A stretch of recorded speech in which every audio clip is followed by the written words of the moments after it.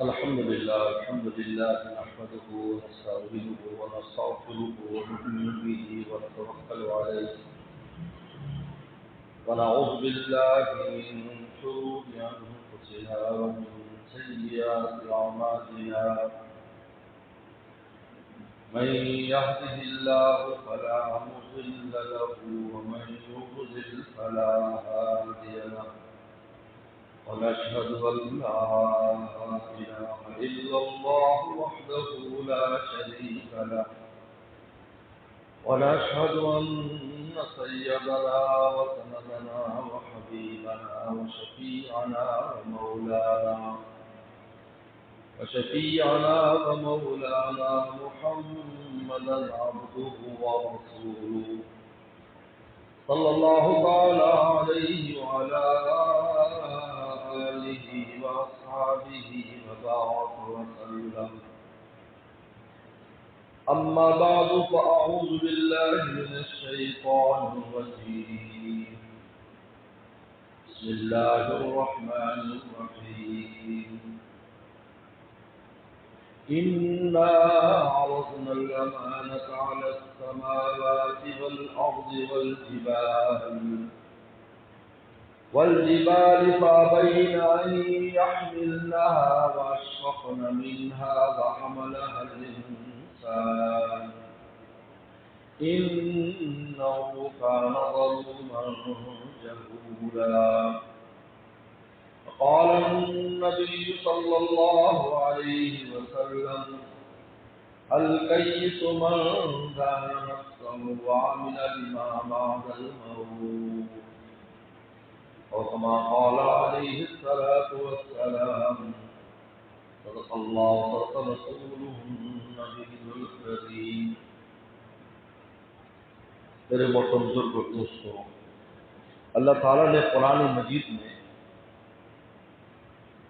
عرض امانت کا واقعہ بیان کیا ہے کہ ہم نے اپنی خاص امانت مخلوقات پر پیش کی. تین بڑی مخلوقات ہیں، میں آسمان ہے، زمین ہے، پہاڑ ہے. پہاڑ اگرچہ زمین کا حصہ ہے لیکن ان کا استقلال، مضبوطی، بلکہ زمین کو سنبھالنے والے والجبال ارساہا، کیونکہ زمین پانی پر تھی اور یہ ہلتی تھی جیسے کشتی ہلتی ہے. اللہ نے پہاڑوں کو نازل کیا. یہ نیچے سے نہیں آئے، اوپر سے آئے. اس لیے آپ اگر پہاڑوں کے حیرت دیکھیں، جب آپ اوپر سے کوئی چیز گرائیں گے تو اس کی ایک چوٹی بن جاتی ہے. والجبال ارساہا، ہم نے اوپر سے پہاڑ نازل کیے جس نے زمین کا ہلنا بند ہو گیا. اس انداز میں اللہ نے پہاڑوں کو رکھا، ایسی کیلوں کے اندر اس زمین کو گاڑ دیا، باوجود کہ زمین پانی پر ہے، کیونکہ پانی میں سے نکلی. اس لیے دنیا میں پانی زیادہ ہے اور زمین کم ہے.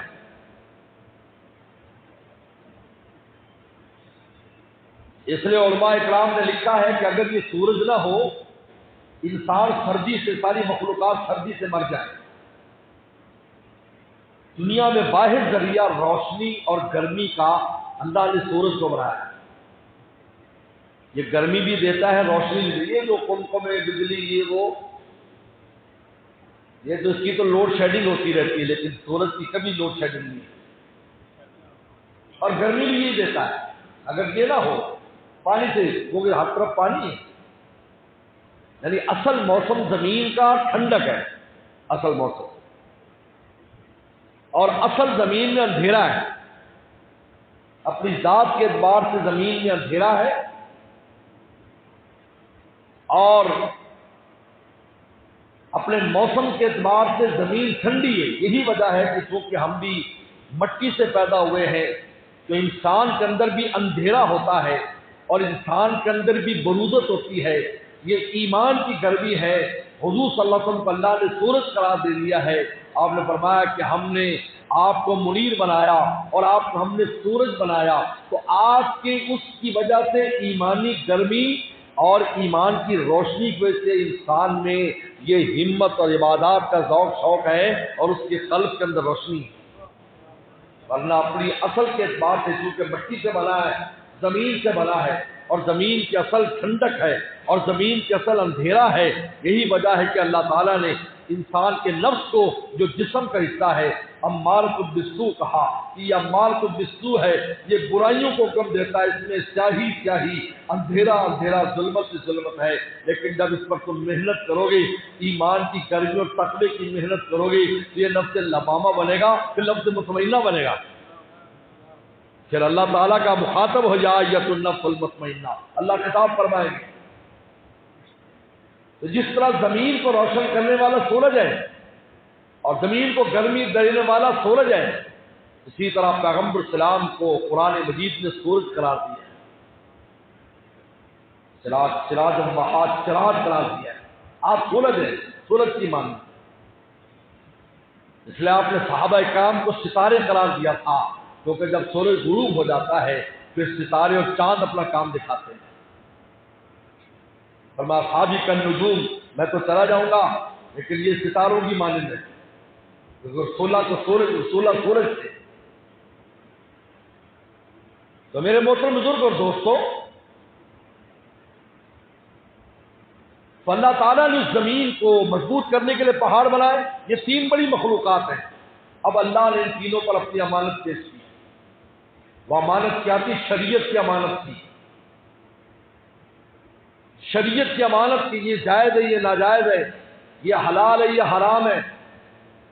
اللہ کے محبت کی امانت تھی، درد دل تھا، درد دل کے واسطے پیدا کیا انسان کو، ورنہ طاعت کے لیے کم نہ تھی کروبیاں اللہ کے مقرر فرشتے ہیں۔ اطاعت ہو کر نحن نسبح بحمدک ونقدس لک، اللہ ہم رات دن تیری آپ کی تسبیح کرتے ہیں، آپ ہمیں خلیفہ بنا دیں۔ فرمایا انی عالم ما لا تعلمون، اے فرشتو تم نہیں جانتے، خالی عبادت کام آنے والی نہیں ہے کہ بس عبادت ہی کرتا رہے، بلکہ یہ خلافت ہے میری وحی کا، میرے علوم کا تحمل کرنے کی تم میں صلاحیت نہیں ہے۔ اس لیے آدم السلام کا مقابلہ علمی مقابلہ کرایا تھا، عملی نہیں کرایا تھا کہ نفل زیادہ کون پڑھتا ہے، روزے زیادہ کون رکھتا ہے، حج زیادہ کون کرتا ہے، نہیں، انہوں نے کہا علمی مقابلہ، اور علم کے ساتھ تھوڑا کام بھی انسان کرتا ہے تو اس کی قیمت زیادہ ہے۔ مجھے ایک واقعہ اس پر یاد آیا، ہمارے دادا مرشد حضرت مولانا شاہ برول الحق صاحب رحمۃ اللہ علیہ، حکیم الامت تھانوی رحمۃ اللہ کے آخری خلیفہ تھے، بلکہ حضرت شیخ زکریا رحمۃ اللہ علیہ کے شاگرد تھے۔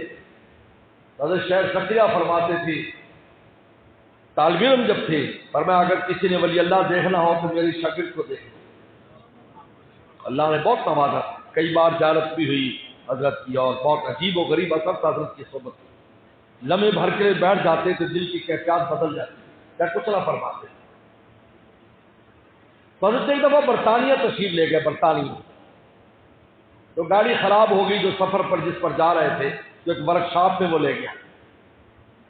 اب وہ جو انگریز تھا اس نے سارا اچھی طرح جائزہ لیا اور ایک ہتھوڑی اٹھا کر لایا اور ایک خاص مقام پر 1-2 ہتھوڑیاں ماری ہلکی ہلکی، اس کے ساتھ گاڑی سٹارٹ ہو گئی، ٹھیک ہو گئی۔ انہوں نے کہا کتنی مزدوری؟ کا 5 پاؤنڈ۔ اب 5 پاؤنڈ اچھی خاصی قیمت ہے،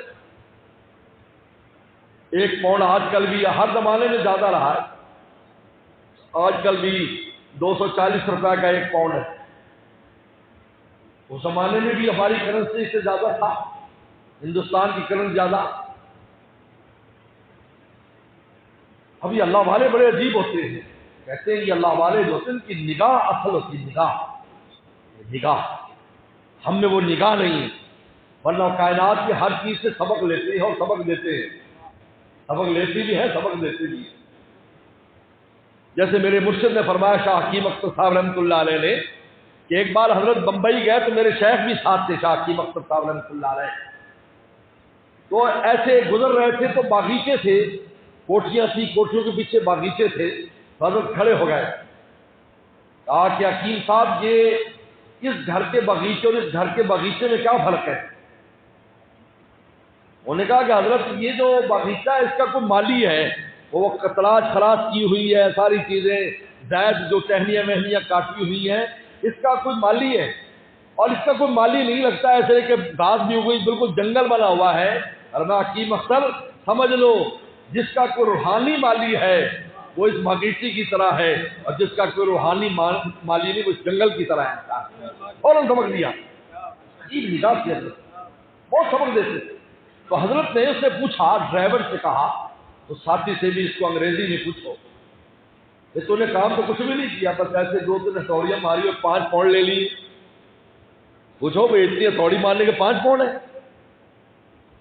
تو اس کو پوچھا تو اس نے کہا میں نے ہتھوڑی مارنے کے لیے نہیں لیے، میں نے اپنے علم کے لیے کہ کہاں کس زاویے کتنی طاقت سے مارنی ہے کہ گاڑی سٹارٹ ہو جائے، میں نے 5 پاؤنڈ اس کے لیے ہیں۔ اللہ فرمایا کہ دیکھو سمجھ لو یہی ہے کہ جب انسان کو علم ہوتا ہے، عالم کی 2 رکعت غیر عالم کی 1000 رکعت افضل ہو جاتی ہے۔ تو میرے محترم بزرگ اور دوستوں میں عرض کر رہا تھا، اللہ نے یہ درد دل کی امانت، یہ شریعت کی امانت سب سے پہلے آسمانوں پر پیش کی کہ یہ میری امانت اٹھاؤ۔ بلکہ بعض مفسرین نے لکھا ہے کہ اس کی ایک شکل بھی تھی، کیونکہ دنیا میں جتنی مانوی چیزیں ہیں ان کی اللہ کی شکل ہے، وہی شکل تولی جائے گی۔ جیسے نماز کی ایک شکل ہے وہاں پر، حالانکہ نماز ہم پڑھتے ہیں تو اس کی کوئی شکل نہیں بنتی، لیکن اللہ تعالیٰ کے اس کی ایک شکل بن جاتی ہے۔ اس لیے حضرت سید احمد شہید رحمۃ اللہ علیہ کے ایک خلیفہ تھے، انہوں نے ایک بار کہا کہ میں ایسی نماز پڑھوں گا، ایسی نماز پڑھوں گا کہ ایک لمحے کے لیے دل کو غافل نہیں ہونے دوں گا۔ تو رات تہجد میں اٹھے اور بڑی توجہ کے ساتھ نماز پڑھی، ایک لمحہ بھی دل کو ادھر ادھر نہیں جانے دیا۔ اور اس کے بعد جب سلام پھیرا تو انہوں نے مراقبہ کیا کہ میں یہ دیکھتا ہوں کہ میری نماز کیا رزلٹ لائی ہے۔ انہوں نے جب مراقبہ کیا تو نے دیکھا کہ ایک بڑی خوبصورت حور ہے، بہت خوبصورت ہے، لیکن آنکھوں سے اندھی ہے۔ وہ نماز ایک حور کی شکل میں ہے لیکن آنکھوں سے اندھی ہے۔ جیسے ہم سبحان اللہ کہتے ہیں تو حدیث شریف میں آتا ہے کہ درخت لگ جاتا ہے، یعنی سبحان اللہ کی شکل جنت کے درخت کی شکل میں تبدیل ہو جاتی، جو میں اور آپ زبان سے کہتے ہیں۔ اس طرح سارے اذکار کے بارے میں آتا ہے۔ تو اپنے مرشد سے کہا حضرت سید احمد شہید رحمۃ اللہ علیہ سے کہ حضرت میں نے نماز تو بڑے اہتمام سے پڑھی، لیکن کے نتیجے میں جو نماز کی شکل بنی ایسی ہے، خوبصورت تو بہت ہے لیکن نابینا ہے۔ فرمایا تم نے آنکھ بند کر کے سنت کے خلاف نماز پڑھی ہوگی۔ وہ آنکھیں بند کر کے اگرچہ انسان کو مزہ آتا ہے کہ میں اس طرح توجہ رہتی ہے، لیکن یہ خلاف سنت ہے، اس لیے آنکھ کھول کر نماز پڑھنی چاہیے اور اندھیرے میں بھی نہیں پڑھنی چاہیے۔ جتنا گہرا اندھیرا ہو کہ آپ کو سجدے کی جگہ نظر نہ آئے، یہ بھی مکروہ ہے، اس لیے کہ شریعت مطہرہ ہمیں عبادت کے ساتھ ساتھ اپنی حفاظت کا بھی حکم دیتی ہے۔ کوئی چیز آ جائے، سانپ آ جائے، وہ آ جائے، یہ آ جائے اور آپ کو نقصان ہو جاتا، جی میں تو عبادت کر رہا تھا اور اللہ میاں نے دیکھو میری حفاظت نہیں کی اور مجھے سانپ ڈس گیا، مجھے بچھو ڈس گیا۔ اس لیے رسول اللہ نے تو اتنی بھی اجازت دے دی کہ اگر دوران نماز تمہیں سانپ سامنے نظر آ جائے تو اپنی جب وہ جوتا اتار کے یا کوئی چیز کے ساتھ اس کو تم مار بھی سکتے ہو دوران نماز، کیونکہ جان بچاؤ، جان بچانا یہ فرض ہے۔ نماز تو تم نفل پڑھ رہے ہو یا نماز تم فرض بھی پڑھ رہے ہو تو تم بعد نہیں پڑھ سکتے، تمہاری جان چلے گی تو پھر کیا بچے گا۔ اس لیے حکیم الامت تھانوی رحمۃ اللہ علیہ سے کسی نے کہا حضرت سفر میں قبلہ کدھر ہوتا ہے؟ تو حضرت نے تفنن فرمایا جدھر تمہارا سامان رکھا ہے ادھر قبلہ ہے۔ یعنی کیا مطلب کہ سفر میں نماز ضرور پڑھو لیکن اپنی چیزوں کی حفاظت کر کے پڑھو، یعنی کبھی میں تو اللہ کے لیے کر رہا ہوں تو اللہ تعالیٰ خود ہی حفاظت کریں گے۔ یہ لوگ ایسے کہہ دیتے ہیں یہ اللہ تعالیٰ کی آزمائش کرتے ہیں کہ ہم اللہ کو آزماتے ہیں، دیکھیں جی ہم اس کی نماز پڑھے وہ میری چیز کی حفاظت کرتا ہے کہ نہیں۔ میں اور آپ کون ہوتے ہیں؟ اللہ تعالیٰ کی امتحان لینے والے، شاگرد استاد کا نہیں لے سکتا۔ بولو بھائی تم نے اسکول کالجوں مدرسوں میں پڑھا ہے، تم استاد کو استاد جی آج ہم آپ کا امتحان لیں گے، کہے گا خبیث نہ ہو تو نالائق، تجھے کس نے حق دیا ہے؟ تو بندے کو کیا حق ہے کہ مولا کا امتحان لے؟ جیسے ایک آدمی کہے میں اوپر سے چھلانگ لگاتا ہوں دیکھتے اللہ مجھے بچاتا ہے یا نہیں، حرام ہے، یہ کفر کی بات ہے۔ یہ میں اور آپ کون ہوتے ہیں اللہ کے امتحان لینے والے؟ اللہ ہمارا امتحان لیتا ہے۔ لیبلوکم ایکم احسن عملا، ہم تمہارا امتحان لیتے ہیں کون حسن عمل کر کے آتا ہے۔ میں اور آپ کون ہوتے ہیں اللہ تعالیٰ کے امتحان لینے والے؟ خیر، تو اللہ تعالیٰ نے وہ امانت کو بعد مفسر نے لکھا کہ اس کی ایک شکل، ایک پتھر کی شکل میں آسمانوں کو پیش کی کہ یہ میری امانت ہے، اس کی حفاظت کرو گے تو میں جنت دوں گا، مقرب بنا لوں گا آسمانوں، اگر نہیں تو جہنم میں ڈال دوں گا۔ انہوں نے کہا اللہ ہم نہیں کرتا، اشفقنا منہا ابینا، انکار کیا، یحملنا اشفق، ڈر گئے، نہیں ہم سے نہیں ہوگا۔ پھر زمین کو پیش کیا، اس نے بھی یہ جواب دیا، پھر پہاڑوں کو پیش کیا کہ تم بڑے مضبوط ہو، تمہاری بڑی شہرت ہے، پہاڑ جیسا مضبوط اور عظم و استقلال والا بندہ ہے کہتے ہیں، انہوں نے بھی انکار کر دیا۔ آدم السلام کو اللہ نے بلایا، آدم السلام کو، آدم یہ امانت اٹھانی، کہتا آدم السلام نے نہ آگے دیکھا نہ پیچھے دیکھا نہ سوچا، اٹھا کر کندھے پہ رکھ لی۔ جب کندھے پر امانت رکھی، حدیث شریف میں آتا ہے جس کو حضرت مولانا ادریس صاحب کاندری رحمۃ اللہ علیہ نے اپنی تفسیر میں نقل کیا ہے، آدم السلام کی ٹانگیں کانپنے لگ گئی، بوجھ تھا اس کا، ٹانگیں کام، تو اللہ تعالی نے فرمایا کہ آدم جب تک تو میری امانت کو اٹھائے رکھے گا میری مدد تیرے ساتھ رہے گی۔ ابتدا خود کی انہوں نے، پھر اللہ کی مدد شامل ہو گئی، وَحَمَلَهَا الْإِنسَانُ، انسان نے اس کو اٹھا لیا۔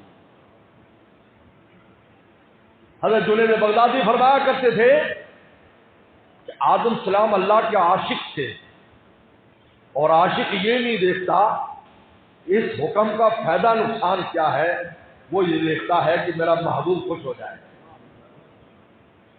آدم السلام نے جب یہ بات سنی کہ اے آدم، اللہ نے کہا آدم اٹھا، بس آگے نہیں دیکھا کہ آگے کیا ہونے والا ہے، اس کا نتیجہ کیا نکلے گا۔ جیسا صحابہ اکرام پیغمبر صاحب سے کہ اٹھ جا فلاں جاؤ غزوہ خندق کی خبر لے کر آؤ ان لوگوں کی، بس، اور فرمایا انہوں نے آگے نہیں سوچا کہ میں کروں یا نہ کروں، حالانکہ اتنا خوف کا ماحول تھا، وَبَلَغَتِ الْقُلُوبُ الْحَنَاجِرَ، قرآن کہتا ہے اتنا خوف طاری تھا اس وقت ایمان والوں پر کہ ان کے کلیجے منہ کو آ گئے تھے، لیکن جب رسول اللہ نے حکم دیا کہ فلاں اٹھ جا، فوراً کھڑے ہو گئے، یہ نہیں سوچا کہ آگے کیا بنے گا، اس لیے کہ عاشق انجام کو نہیں دیکھتا، عاشق یہ دیکھتا ہے کہ محبوب خوش ہو جائے، بس اتنا کافی ہے۔ جب بعض لوگوں کے آتے ہیں اجر و ثواب نہ ہو کسی شے میں تو عمل نہیں کرتے، پیغمبر سلام کا کوئی عمل آ گیا، کوئی نفل آپ نے بتایا، کوئی چیز بتائی، یہ پوچھتے اس میں ثواب ہے، کتنا ثواب ملے گا؟ یہ تاجر لوگ ہیں، یہ عاشق لوگ نہیں ہیں، تجارت کرتے ہیں، پیسہ ملے گا تو ٹھیک ہے ورنہ نہیں، عاشق اس کو نہیں دیکھتا۔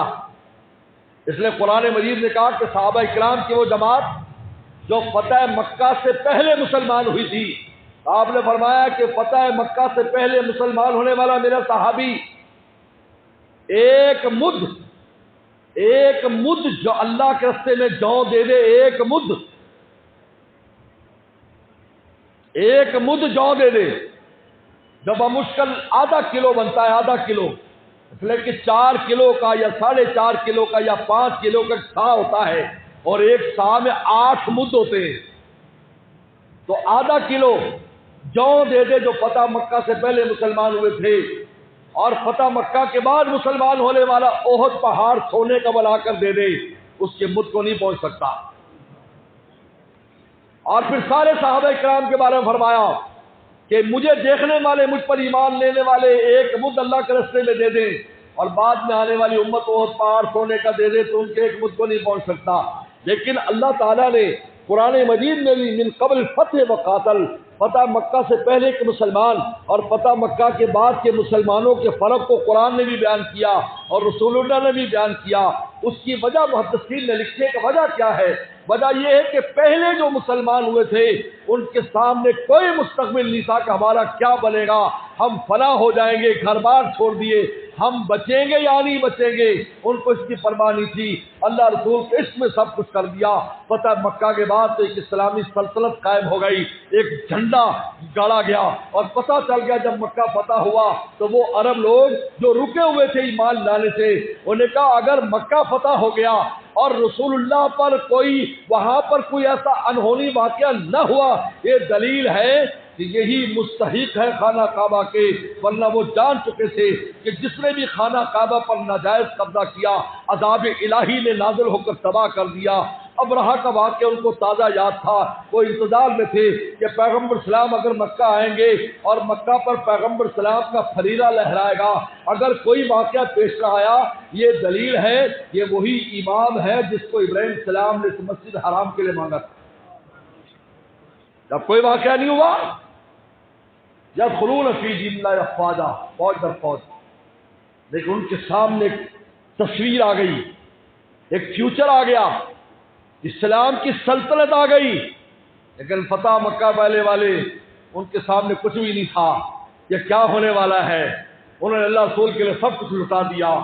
فرمایا کہ ان کا مقام، کیونکہ وہ عاشق محض تھے، بعد والے بھی عاشق تھے، لیکن پہلے والوں کا مقام بڑھا دیا کیونکہ ان کے سامنے کوئی مستقبل نہیں تھا۔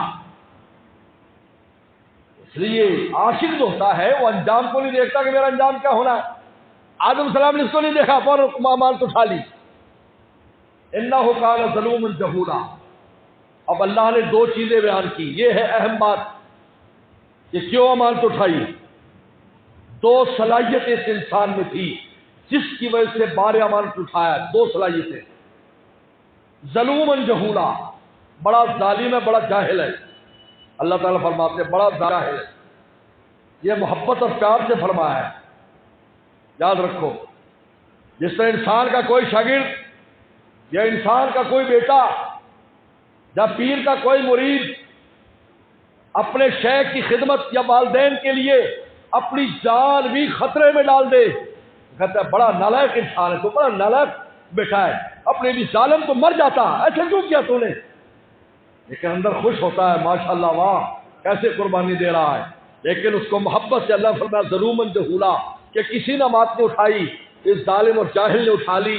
ہمارے والد صاحب فرمایا کرتے تھے اس میں انسان کی دو صلاحیتوں کو بیان کیا ہے، ظلومن کہہ کر یہ بتایا ہے اس میں علم حاصل کرنے کی صلاحیت ہے، اور ظلومن کہہ کر یہ بتایا ہے اس میں عادل بننے کی صلاحیت ہے، اور جہولن کہہ کر بتایا کہ اس میں عالم بننے کی صلاحیت ہے۔ جب انسان عادل بھی ہو عالم بھی ہو تو بار امانت اٹھا لیتا ہے۔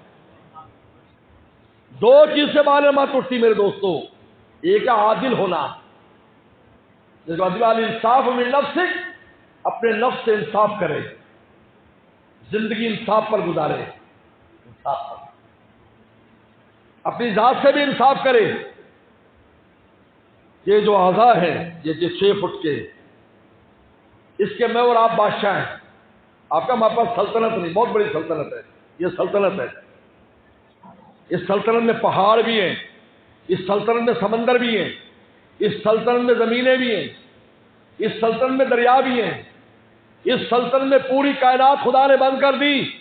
اب اس سلطنت کے اوپر اللہ کے احکام کو اگر لاگو کر دیتا ہے یہ عادل بادشاہ ہے، عادل بادشاہ۔ بعض اللہ والوں نے تو یہ بھی کہا ہے کہ حدیث شریف میں آتا ہے کہ عادل بادشاہ کو قیامت میں عرش کا سایہ ملے گا جبکہ شے کا سایہ نہ ہوگا۔ کہا کہ جو اپنے 6 فٹ کے جسم پر 5 فٹ کے جسم پر اللہ کے احکام کو نافذ کر دے، انشاءاللہ قیامت دن عادل بادشاہوں کے ساتھ کھڑا کر دیا جائے گا۔ یہ بھی ایک سلطنت ہے جو آپ کو دی گئی، اس کے بھی صوبے ہیں، آنکھوں کا ایک صوبہ ہے، کانوں کا صوبہ ہے، زبان کا صوبہ ہے، ہاتھ پاؤں کے صوبے، ان صوبوں پر سلطنت، اور دل کو کیپٹل بنایا ہے، دل کو بادشاہ بنایا ہے، دل سلطنت کی جگہ ہے، دل سے سارے احکام چلتے ہیں، ان آنکھوں سے خدا کو راضی کرتا ہے، کانوں سے راضی کرتا ہے، زبان سے کرتا ہے، ہاتھ پاؤں سے کرتا ہے۔ یہ عدل و انصاف شریعت مطہرہ کے احکام اس نے اپنے اس چھوٹی سی سلطنت پر قائم کر دیے، یہ عادل بادشاہوں میں شامل ہو گیا۔ یہ ہے ظلومن، یہ ہے ظالم، لیکن اگر شریعت کی اس امانت پر یہ عمل کرے گا تو یہ عادل بن جائے گا۔ اور جہولاً عالم علم دین میں سے حصہ لیتا ہے۔ عالم ہونا، اصطلاحی عالم ہونا ضروری نہیں ہے، لیکن بنیادی علم سب کو ضروری ہے۔ قرآن مجید پڑھنا آتا ہو، دین کی سمجھ ہو، علماء کے پاس اٹھے بیٹھے، بہت آسان کام ہے۔ اصطلاحی کتابیں پڑھنا ضروری نہیں ہے۔ کتنے بزرگوں کے خدام تھے، عالم نہیں تھے، ہم نے خود آنکھوں سے دیکھا کہ عالم نہیں تھے، لیکن ان کی خدمت میں رہ کر علماء سے اچھی گفتگو کرتے تھے۔ اللہ نے ایسا ان کو نوازا، اس لیے کہ پیغمبر سلام کے صحابہ جو عالم بنے رسول اللہ کی صحبت سے بنے، وہاں کوئی کتابیں نہیں تھے۔ جب بعد بے وقوف کہہ دیتے فلانے نے کون سی کتاب لکھی ہے، اگر کتاب لکھی تو ہم سمجھتے بڑا آدمی ہے، تو سیدنا صدیق اکبر رضی اللہ عنہ کی تو کوئی کتاب نہیں، سیدنا فاروق اعظم رضی اللہ عنہ کی تو کوئی کتاب نہیں، حضرت علی کرم اللہ وجہ سے تو کوئی کتاب نہیں آتی، حضرت عثمان غنی رضی اللہ عنہ کی تو کوئی کتاب نہیں، کس صحابی کی کون سی تصنیف ہے بتائیے؟ لیکن ساری دنیا میں آج جو علم پھیلا ہوا علم دین انہی صحابہ سے آیا ہے، کیونکہ رسول اللہ کی صحبت سے سیکھا، آپ سے سیکھا۔ کسی نے 10 باتیں سیکھی، کسی نے 50 باتیں سیکھی۔ ایسے صحابی جن سے ایک حدیث صرف آتی ہے، اس ایک حدیث کی وجہ سے آج تک ان کا نام زندہ ہے۔ یہ اذان کی بات لے لے کہ اذان جس صحابی کو دکھائی گئی تھی، عبداللہ ابن زید ابن عبد ربی، ایک اکیلا صحابی ہے، اس ایک صحابی کی وجہ سے اس اذان کی حدیث۔ اب اذان کتنا اہم شاعر اسلام ہے، جس کا انکار کرنا کفر ہے۔ اگر کسی بستی والے اذان نہ دینے پر اتفاق ہم اذان نہیں دیں گے، اسلامی سلطنت کو اجازت ہے کہ چڑھائی کر دے وہاں پر ان پر، جہاد فرض ہو جاتا ہے ان کے خلاف۔ شاعر اسلام اور بیان کرے ایک صحابی ہے، ایک صحابی کو اذان دکھائی، رسول اللہ نے تصدیق کر دی تو انہیں صحیح خواب دیکھا ہے۔ دیکھو حضرت ابو محذورہ رضی اللہ عنہ ایک روایت آتی ہے، ایک روایت کہ سفر کے دوران رسول اللہ صلی اللہ علیہ وسلم نے اس کو اذان کی نقل اتارتے دیکھا تھا، بچے تھے 12-13 سال کے۔ ابو محذورہ رضی اللہ عنہ، آپ نے پکڑوا لیا، پکڑو اس کو، مشرکین میں سے تھے، پکڑ لیا، لیا ادھر آؤ، کیا تم کیا نقل اتار رہے تھے، سناؤ۔ عربوں کے حافظے بہت تیز تھے، یاد ہو گئی تھی اس کو اذان، نہیں سنتی، آپ نے سناؤ۔ جب اشہد ان لا الہ الا اللہ پر آیا تو آہستہ پڑھا، کیونکہ اس کے عقیدے کے خلاف تھا، کیونکہ وہ تو مشرک تھے، پر میں زور سے پڑھوں، خود فرماتے جب رسول اللہ میں زور سے پڑھو، میں نے زور سے پڑھا تو توحید اور کلمہ میرے دل میں بیٹھ گیا۔ عجیب ہے، پہلے آہستہ پڑھا پھر زور سے پڑھا، کہ زور سے پڑھو، جب زور سے پڑھا تو کلمہ بیٹھ گیا، پھر مسلمان ہو گئے۔ اسی وقت 13 سال عمر تھی، تو ایک عجیب مطالبہ کیا، کہا کہ اللہ کے نبی صلی اللہ علیہ وسلم، یہ کالا آدمی کیا ڈیوٹی دیتا آپ کے حضرت بلال کو، یہ کالا آدمی کیا ڈیوٹی دیتا ہے؟ انہوں نے کہا یہ ڈیوٹی اس کی آزادی کی ہے، یہ اذان دیتا ہے، یہ میرا مؤذن ہے۔ انہوں نے کہا میرے لیے بھی آپ کہیں ڈیوٹی لگا دے۔ آپ نے سیدنا صدیق اکبر رضی اللہ عنہ بلا کے لکھو، جب مکہ فتح ہوگا تو اس کا مؤذن ابو محذورہ ہوگا۔ جب مکہ فتح ہوا تو اس کی سب سے پہلی اذان مکہ شریف میں ابو محذورہ نے دی ہے، اور وہاں کے پھر مستقل مؤذن رہے، بلکہ بعض تو پتہ سینکڑوں سال تک ان کی اولاد اس میں مؤذن رہی، سینکڑوں سال تک، کیونکہ رسول اللہ نے ان کے بڑے کو اذان کے۔ اب ایک دیکھیے، ایک روایت ہے، لیے اصطلاحی عالم ہونا کوئی ضروری نہیں ہے، لیکن علماء کے پاس بیٹھ کر حلال حرام کو سمجھے، جائز ناجائز کو سمجھے۔ جب یہ دو چیزیں انسان میں پیدا ہو جاتی ہیں میرے دوستو، اس کے لیے شریعت کے راستے آسان ہو جاتے ہیں، درد دل کا راستہ آسان ہو جاتا ہے، ولایت کا راستہ آسان ہو جاتا ہے کہ اپنی ذات سے انصاف کرے اور ضروری علوم کو حاصل کرے۔ علماء اور بزرگوں کے پاس بیٹھے، وہاں بیٹھ کر انشاءاللہ بہت کچھ سیکھ جائے گا۔ ایسے ہے تو ایک واقعہ ہے لیکن مزہ بھی ہے کہ دو طالب علم آپس میں تکرار کرتے تھے. ایک مچھلی پکڑنے والا ان کے پاس بیٹھ جاتا تھا، بابا جی ویسے سنتا رہتا تھا. تو ایک دن وہ دونوں بحث کر رہے تھے خنثی پر کہ ہجڑے کی نماز جنازہ کون پڑھائے گا، ہجڑے کی نماز جنازہ کون پڑھائے گا. تو اس میں 3 مسئلے لکھے ہیں کہ اگر ہجڑا اس میں مردوں والی خصوصیات زیادہ ہے تو مردانہ نماز ہوگی، عورتوں والی ہے تو عورتوں والی اس کا نظام کیا جائے گا، اور اگر خنثی مشکل ہے، اگر دونوں کے درمیان ہے تو اس کے بارے میں پھر احکام الگ آ جاتے ہیں. وہ یہی بات کر رہا تھا. اب اس نے یہ بات سن لی، کان میں بیٹھ گئی. ایک دن بہت بڑی مچھلی پکڑی تو اس کا دل چاہا کہ بادشاہ کی خدمت میں لے جاؤ اتنی بڑی مچھلی. بادشاہ دربار میں بادشاہ بہت خوش ہوا. اب بادشاہ سخی لوگ ہوتے تو اس نے کہا کہ اس کو اتنا دے دو، اتنے پیسے دے دو. تو اس کی ملکہ پیچھے، بعض ملکائیں جو ہے نا وہ بادشاہوں پر بھی انہوں نے حکومت کیا ہے. لہذا لکھا ہے تاریخ میں کہ وہ پردہ لگا کر پیچھے ملکہ بیٹھتی تھی کہ بادشاہ کوئی آرڈر دے تو پیچھے سے اگر کوئی ایسا مسئلہ ہوتا تو مشورہ دیتی تھی.